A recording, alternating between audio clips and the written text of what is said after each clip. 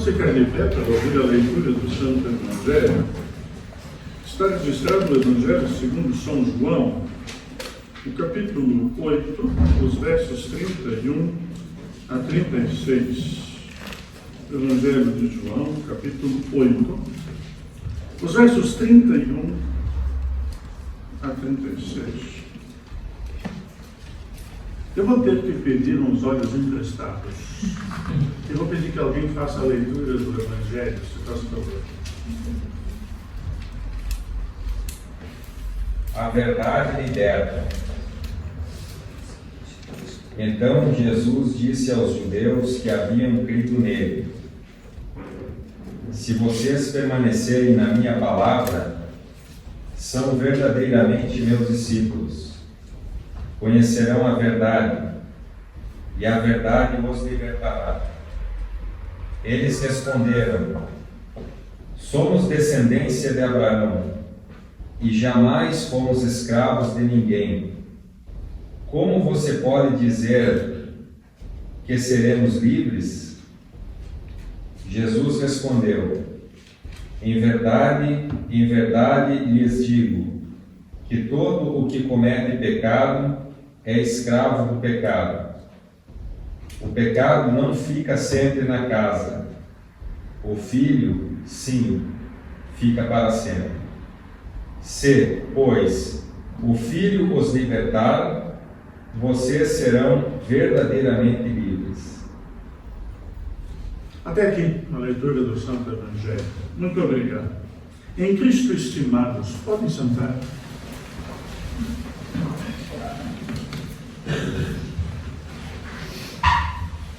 Não é comum que em um sermão se fale de um assunto que não seja restritamente aquilo que está na palavra de Deus. Mas o assunto hoje se impõe e fala-se da reforma, aquela da qual nós somos herdeiros e pela qual nós nos chamamos luteranos. Sabe que a história da igreja é uma história que, se nos debruçássemos nela, há muito por dizer. A igreja cristã teve o seu começo, e no seu começo, a perseguição. Jesus já era perseguido no tempo em que andou neste mundo. Lepre foi preso, foi morto. Em outras ocasiões tentaram matá-lo. Os discípulos sofreram a pressão de serem cristãos. E depois de Jesus ter ressuscitado e ter subido aos céus, a igreja cristã sofreu perseguições. Perseguições de todo tipo e de toda ordem, até chegarem à morte. É curioso que, se as pessoas lessem a história da igreja, o começo, que está registrado em Atos dos Apóstolos, são 28 capítulos, tem nela uma demonstração e uma amostra daquilo que os primeiros cristãos passaram. Está muito longe de ser aquilo que certos evangélicos apontam como é a promessa de Deus. Basta olhar para Atos dos Apóstolos e ver qual foi o sucesso, qual foi a riqueza que receberam os que seguiram a Cristo Jesus. Não foram euros nem dólares, não foram casas nem riquezas. O que eles receberam foi a herança eterna. Mas sabe, o cristianismo sofreu durante séculos a perseguição. O imperador Constantino, no ano 313 depois de Cristo, por simpatizar com os cristãos, talvez por se tornar também cristão, declarou que agora os cristãos ganhariam alguns benesses, não seriam mais perseguidos.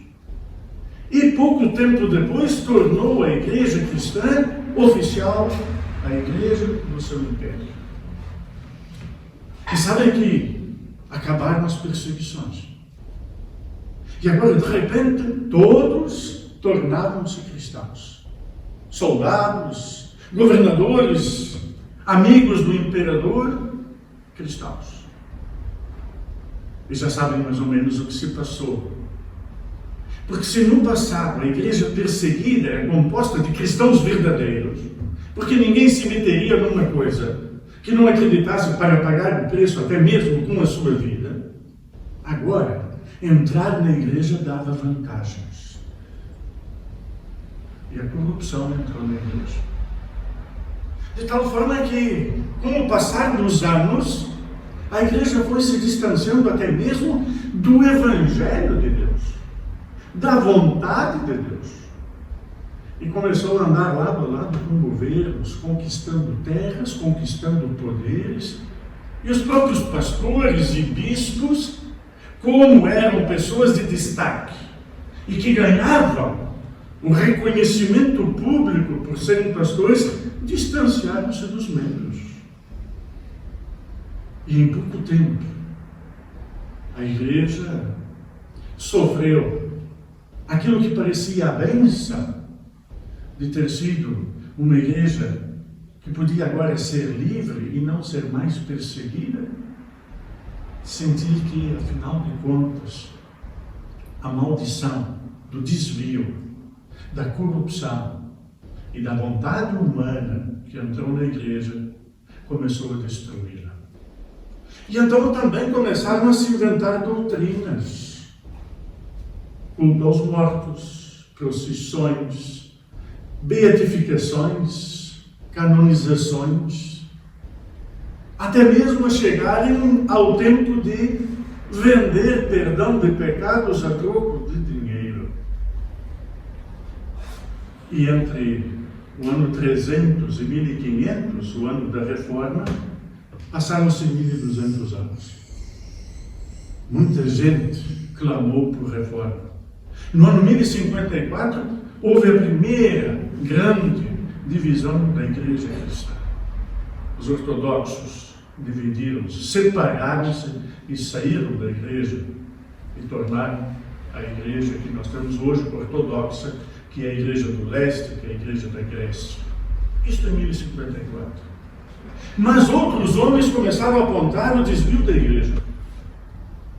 E muito pouco tempo antes de Lutero, João Hus foi queimado. Foi posto numa fogueira porque chamou a atenção da Igreja do seu desvio. Sabe, Lutero entra no tempo e cai num tempo em que a corrupção estava tremendamente grande dentro da Igreja. Mas Lutero é conhecido no mundo e é apontado no mundo como o grande difusor da língua alemã, porque ele traz uma Bíblia na linguagem do povo e quase que unifica a linguagem alemã, a língua alemã. Lutero é falado porque transformou a escola, e transformou a escola de tal forma que em 1528 dizia que as raparigas deveriam ir também estudar nas escolas, porque uma mulher culta seria também uma melhor mãe e dona de casa. Lutero mudou a questão da política. Ele enfrentou reis, ele teve ao lado príncipes, e quando a liberdade entrou na igreja, esta liberdade também se manifestou nos municípios, na política. Lutero também modificou a economia, porque até ali o único ofício que era agradável a Deus era ser padre ou freira. E Lutero disse que não. O agricultor, o carpinteiro, o padeiro, cada um no seu ofício, também serve a Deus com os dons que Deus deu. E as bênçãos que vêm deste trabalho, o dinheiro e o sustento, é a bênção de Deus. Veja, tudo isto. Pessoas que não acreditam em Deus, pessoas que leem a história, falam sobre o que a reforma trouxe. Mas sabe, nada disto é o motivo da reforma. Não foi para fazer isto que Lutero fez a reforma. Lutero tinha uma pergunta. Lutero tinha um drama. Lutero ele se torna padre da igreja e não consegue levar o evangelho aos outros. Mas ele também não tem. Ele não consegue o evangelho para si, porque ele aprendeu que tinha que mortificar a carne. Ele tinha que fazer jejuns, passar frio, passar fome e mendigar. E assim pagar pecados e ser agradável a Deus. Porque era isso que a igreja na época ensinava. Mas é então que este homem se pergunta: como é que eu encontro um Deus que seja gracioso? Como é que eu encontro um Deus perdoador? Quando é que eu vou ter paz com um Deus? Quando é que eu vou ter um Deus que me salva e vou ter certeza disto? E é isto que faz esse pastor num quarto escuro, iluminado por uma vela. E daí ele lê: o justo viverá por fé. E é aqui que desperta Lutero. Que é isto? Que frase é esta? Que texto é este? E ele fala com o prior da ordem, o Staupitz. E o Staupitz já dizia a ele: Lutero, faça menos, faça menos. E o Staupitz, ao ver o interesse de Lutero na Escritura, diz: continue a ler, continue a estudar. E Lutero foi descobrindo a graça de Deus, como diz o texto de Efésios: Vós sois salvos pela graça de Deus, não por obras, porque as obras não salvam ninguém, mas pela graça de Deus. É esta que salva. Descoberto isto, Lutero, convertido pela palavra de Deus, tem o que pregar. E ele prega aquilo que ele acreditava. Ele prega aquilo que Deus deu a ele. Porque é assim que vive o cristianismo. É assim que o cristianismo se propaga. Daqueles que creem e falam. Daquele que agora, ou naquele agora creem. A salvação pela fé. Sabe, o texto do Evangelho fala em liberdade. Jesus diz, se vós credes em mim, vós sereis verdadeiramente livres. E Jesus diz, a verdade vos libertará. Sabe que a gente que não sabe nada da verdade e vive dando explicações e palpites. E uma das coisas que se diz da verdade é que ela é relativa. Isso é muito bom para mentirosos. Se a verdade é relativa, então nada é verdade. Existe verdade, mas é preciso procurá-la. Lutero queria saber a verdade. Ele soube onde procurar. E ele procurou na palavra de Deus. Sabe que há pessoas à busca de Deus, mas andam a buscá-lo por aí. E sabe, por aí não se encontra. Sabe o que encontramos por aí? Dê uma olhada o que encontramos.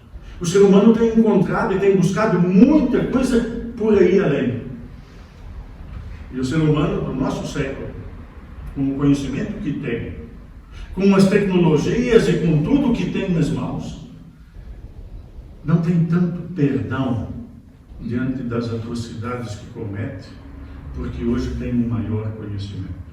E, no entanto, estão aí as guerras, estão aí as lutas, estão aí as perdições.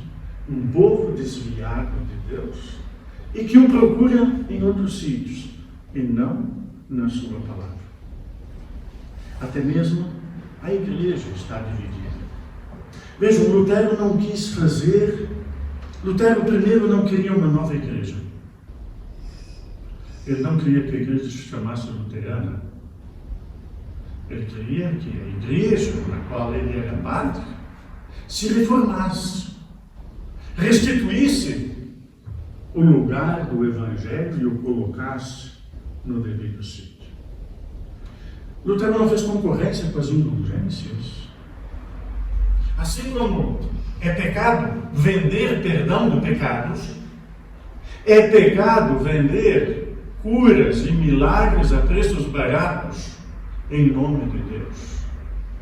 É pecado transformar o Evangelho em mercadoria quando ele é um produto da graça, da bênção e da salvação de Deus. Quando se fala de liberdade, de que liberdade Jesus está a falar? É Jesus a falar, o texto de João. Sabe que Erasmo de Roterdão foi um tipo que era do tempo de Lutero e não se entenderam bem. E especialmente Erasmo escreveu sobre o livre-arbítrio. E Erasmo era um homem da universidade, era filho de um padre. Era um homem revoltado porque o padre tinha sua posição social e a sua mãe tinha que se esconder. Porque afinal, tem um filho com um padre e ele, como bastardo, vivia esta dificuldade. Mas era reconhecido na igreja e no meio universitário como alguém rebelde, com boas ideias. E ele escreve o livre-arbítrio. E diz que o livre-arbítrio é viver a sua vontade. O livre-arbítrio, o homem tem direito de fazer aquilo que gosta.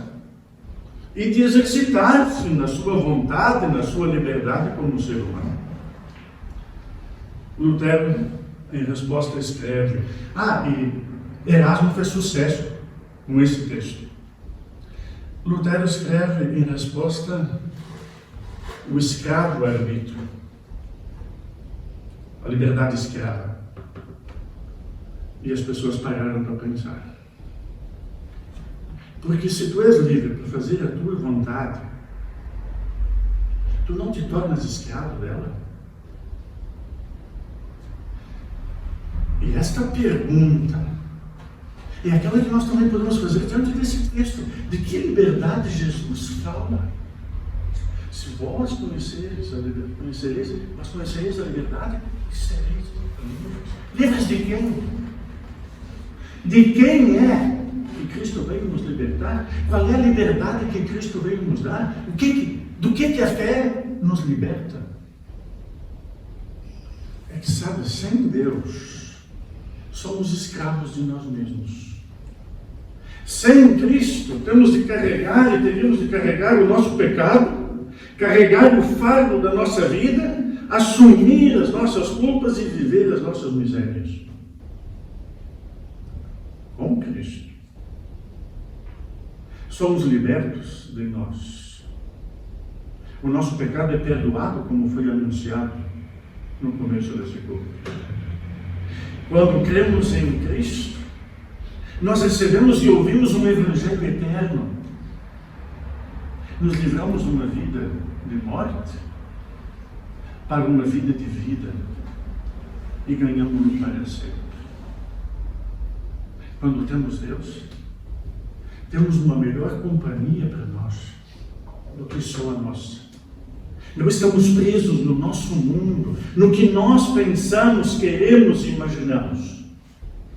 Nós ganhamos as riquezas de Deus, que nos traz, junto com o perdão, junto com a vida e a salvação, uma nova visão de vida.